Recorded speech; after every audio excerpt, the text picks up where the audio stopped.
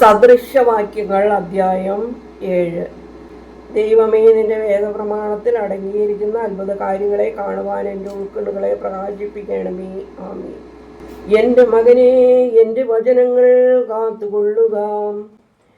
എൻ്റെ കൽപ്പനകൾ നിന്റെ ഹൃദയത്തിൽ ഞാൻ സംഗ്രഹിക്കാം.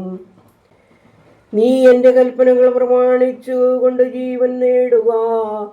നിന്റെ കണ്ണിൻ്റെ കൃഷ്ണമണി പോലെ എൻ്റെ ആജ്ഞകളെ കരുതുക. അവ നിന്റെ കണ്ഠത്തിൽ ബന്ധിക്കുക. നിന്റെ ഹൃദയമാകുന്ന പലകമേലെഴുതുക.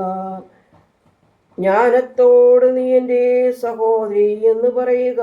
വിവേകത്തെ നീ എൻ്റെ സഖി എന്ന് വിളിക്കുക.